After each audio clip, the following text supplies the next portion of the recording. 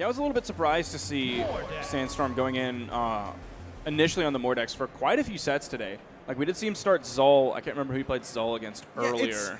It is interesting in the sense that, like, previously he would start with the Zol, and then when things looked like they were going rough, he would switch to the Mordex. Like, Mordex was kind of like the safety net pick. Like, that was his parachute pick. And I guess maybe he's not feeling as confident here in Shine.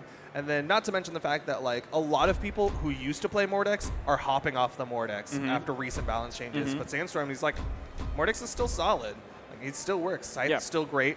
Gauntlet's still great. Now, he did play a little bit of Petra here recently.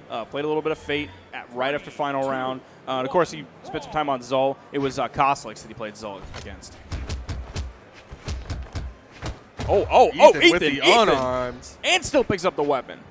It's the first 4 hits of game number 1, but Sandstorm finding some response.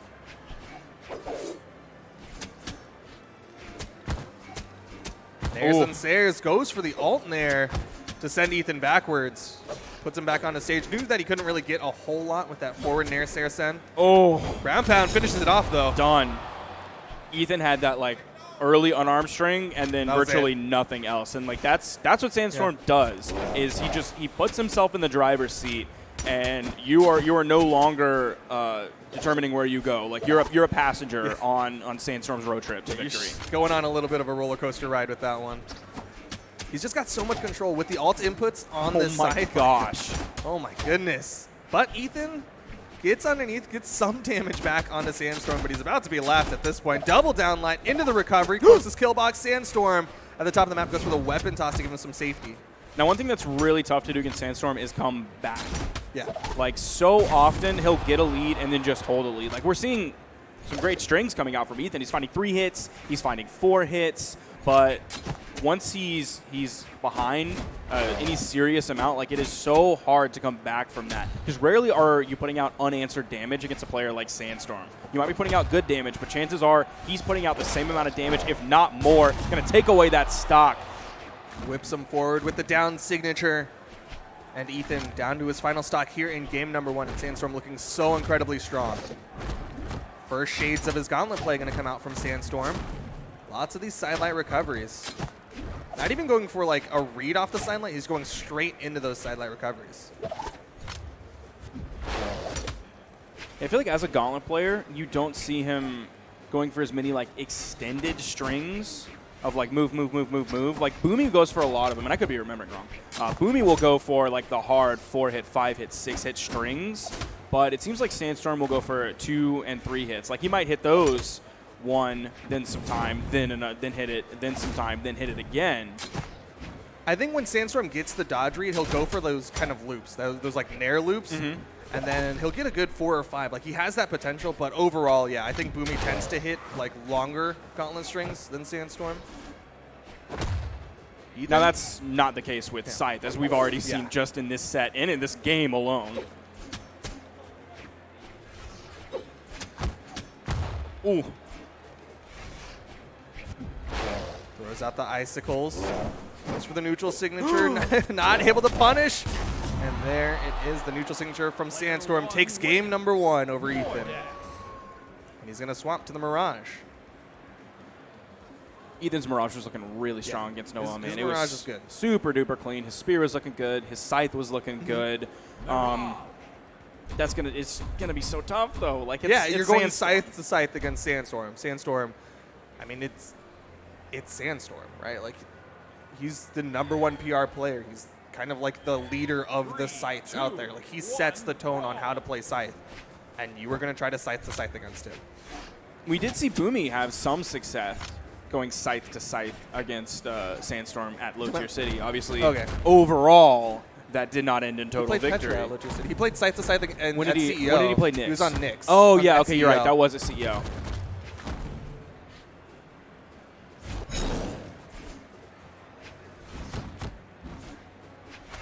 Yeah, I mean, it is possible to play scythe to scythe against Sandstorm, but still, like, he's the one who basically created most of the scythe loops that people use at this point.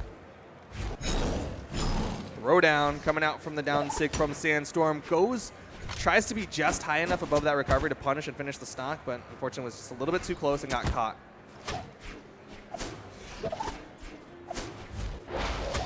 Now, if you're thinking about like map banning, because it was Ethan's chance to ban first because he lost the last game. He left Shipwreck open.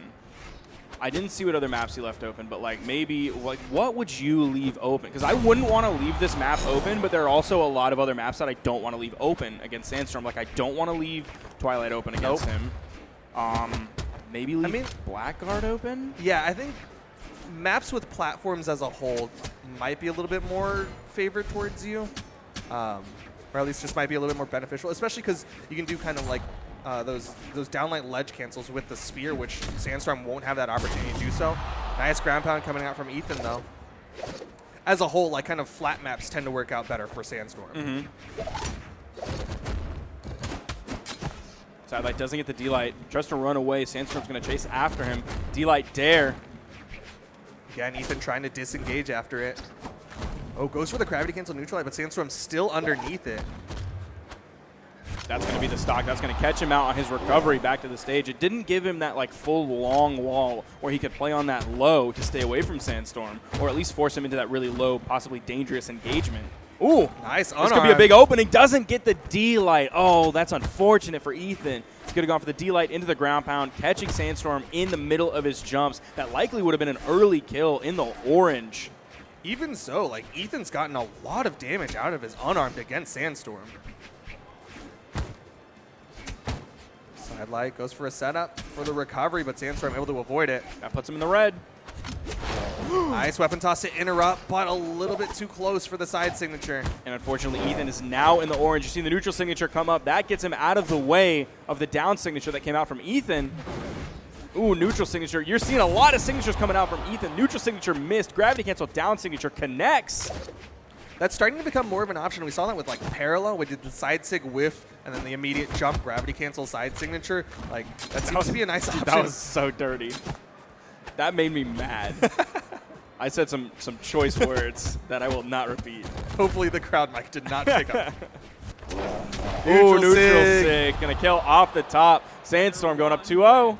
Yo, but it was closer, though. Yes, Game 1, for sure. 2 stock lead for Sandstorm. Game 2, 1 stock lead for Sandstorm. Game number 3, maybe a no stock lead for Sandstorm as he disagrees from that look to the camera. Sandstorm now sitting in winners semis, wanting to move on to fight someone that we've seen him fight in winners finals so many tournaments. It's going to be wrenched. If Sandstorm takes this game, this could be Ethan's possible last chance to be in the winner's bracket. Oh my gosh, oh the my weight from gosh. Sandstorm. Just the bait off of one neutral light. He just stood Oh there. my gosh, who is this guy? All of that. That is Sandstorm to a T, as he can punish you so hard for making the wrong dodge. He got so much damage out of that one. 30 seconds in and the first stock is gone. He's still going. Like, this is cruel and unusual punishment. It's going to take a strong mental from Ethan to rebound out of that one. This is game number 3. If he loses here, he is going down to the loser's bracket. Down sig throws down. Is the weapon toss going to connect? No, but it doesn't even need to. Sandstorm so healthy. I think that was like perfectly at the exact maximum range that you can be from the corner to still have it dunk over the corner without bouncing. Holy cow, man. What a game 3 so far. Interrupt from Sandstorm, beating out the ground pound from Ethan. Nice spot dodge, but he covers himself with the neutral light. I can't believe, man. I cannot believe how fast he was able to throw out that neutral light. I mean, neutral light by itself comes out really fast. Yeah, it does. The low recovery time on that down signature means Sandstorm can cover himself. Like, Ethan had a great spot dodge just outside of that down signature. Down sig connects for Ethan, denies the 3 stock. He needs something big. He needs a gimp, maybe even 2.